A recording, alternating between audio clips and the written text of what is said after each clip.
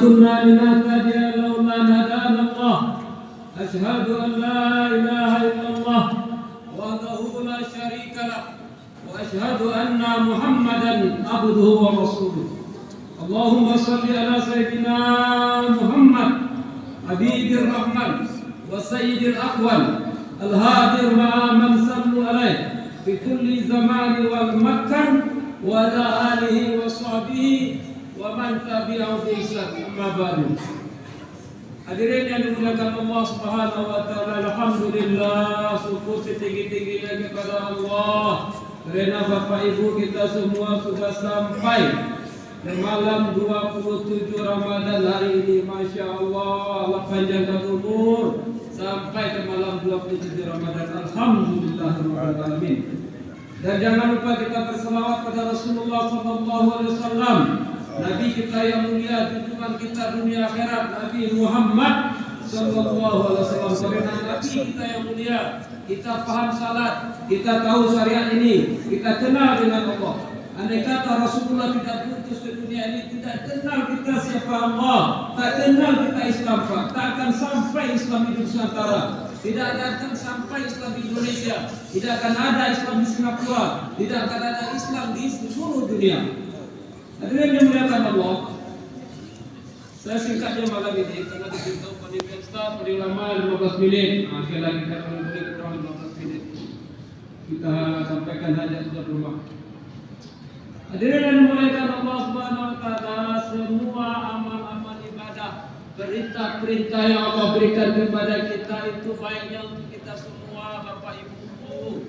Tidak ada baiknya untuk Allah, tak ada untungnya untuk Allah. Semua kebaikan, semua ibadah, salat, doa, zikir, dan termasuk ibadah puasa pada hari ini kita lakukan, itu semua diberikan untuk kita. Kata Rasulullah, kategorinya ada dua. Pertama, kebaikan untuk jasad fisik kita, lahiriah kita ini. Yang kedua, untuk membersihkan hati kita. Nah, ini khusus untuk puasa Ramadan. Apa itu untuk kebaikan ini? Kata Rasulullah SAW, summu tasihhu. Berpuasalah kamu akan sehat. Masya Allah, tabarakallah. Perut kita ni Bapak Ibu 24 jam makan, mau tidur pun makan juga. Tidak berhenti perut ini kalau macam mesin bekerja terus. Ini gawat ya Pak. Tunggulah mesin itu akan hancur.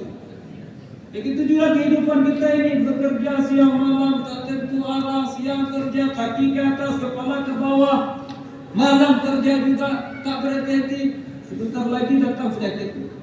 Jadi semua kehidupan ini perlu diistirahatkan. Begitulah Allah Ta'ala memberikan kita puasa pada 1 bulan Ramadan untuk menyehatkan, mengistirahatkan perut kita. Maka kalau kita betul-betul kita buat karena Allah, sehat kita semua Pak. Itulah dicontohkan oleh sahabat-sahabat Rasulullah, sehat semuanya. Hadirin yang dimuliakan Allah, apabila kehidupan kita telah teratur, kita tidak boleh makan seenak hati kita. Dari subuh sampai ke maghrib Allah susun satu sistem yang terkontrol. Maka ini artinya kita memanajemen diri kita. Itu artinya kita mengkondisikan diri kita. Dan tujuannya sebenarnya setelah terkawal perjalanan kita tidak mengikuti yang biasa-biasa makan terserah kita, maka ini sebenarnya untuk menundukkan hawa nafsu. Ini yang kedua yang penting. Yang pertama tadi menyehatkan tubuh badan, yang kedua untuk menyehatkan rohani kita, kalbu kita, hati kita. Hadirin yang dimuliakan Allah, bahwa sebenarnya tujuan yang hakikat puasa ini untuk menundukkan hawa nafsu. Hawa nafsu kita ini hadirin yang mulia sangat-sangat liar. Karena tengok singa liar, harimau liar, kuda liar, jangan pernah kita mendekatinya. Habis kita dibuatnya. Begitu juga hadirin dimuliakan Allah, nafsu kita ini liar, lebih liar lagi dari binatang liar. Rasulullah SAW mengambil penting perkara ini. Sewaktu Nabi pulang dari perang Badar tahun kedua Hijriah, Nabi mengatakan kepada para sahabat, wahai sahabatku, kita baru balik dari perang kecil. Pada perang Badar itu menentukan kalau Islam kalah waktu itu tidak ada sampai Islam kemari. Menentukan sejarah Islam adalah perang Badar. Tetapi Nabi kita cakap itu perang kecil. Maka bertanyalah sahabat Rasulullah, "Wahai Rasulullah, kenapa Rasulullah berkata begitu?" "Iya, kita perang kecil, kita kembali kepada perang besar, perang melawan hawa nafsu." Hadirin yang dimuliakan Allah, hawa nafsu ini ada pada diri kita masing-masing, pada saya, pada bapak, pada ibu, pada anak-anak ini. Di waktu hawa nafsu ini diciptakan oleh Allah Subhanahu wa taala, Allah panggil hawa nafsu ini. "Wahai nafsu, kamu siapa? Aku siapa?" Ini bayangkan tuh Pak, hawa nafsu diciptakan Allah, kemudian dia jawab apa aja? Akulah, engkaulah. Ini betul-betul keras kepala Pak. Itu yang nafsu ada pada diri kita ini. Sepatutnya sebagai seorang hamba, seorang yang diciptakan oleh Allah, dia mengatakan tunduk kepada Allah. Tapi hawa nafsu tidak. Kemudian hawa nafsu ini Allah bakar dia dalam neraka, dalam api yang gelap sangat 1000 tahun. Kemudian Allah panggil lagi hawa nafsu ini, "Wahai nafsu, kamu siapa? Aku siapa?" Nafsu tak bergeming Pak, itu juga dia jawab, Akulah, engkaulah." Ma'udzubillah, dia keras hawa nafsu kita ini. Itu juga jawabannya. Kemudian Allah beri dia berlapar-lapar, penuh siksaan, penuh penderitaan, 1000 tahun juga. Maka Allah panggil lagi dia, "Wahai nafsu, aku ini siapa? Engkau siapa?" Setelah begitulah mulai nafsu ini Pak tak berdaya tahan lagi, baru dia mengakui, "Wahai Allah, aku ini hambamu ya Allah, engkaulah Tuhanku." Hadirin yang dimuliakan Allah, di sini kita dapat satu iktibar bahwa nafsu ini boleh ditumbuhkan dengan penderitaan, kesengsaraan, berlapar-lapar. Inilah yang kita puasa, kawan kita, diri kita pernah lapar, susah puasa. Sebenarnya itu baik untuk hati kita, untuk menundukkan hawa nafsu. Hadirin yang dimuliakan Allah, Allah SWT berfirman dalam Al-Quran, "Qad aflaha man zakkaha wa qad khaba man dassaha." Sungguh beruntung, sukses. Bahasa sekarang sukseslah. Sungguh berjaya orang yang boleh menundukkan nafsunya, bukan orang banyak harta, bukan orang punya besar, bukan yang banyak proyek, bukan yang banyak kuasa, bukan. Orang yang boleh menundukkan hawa nafsu itu sukses.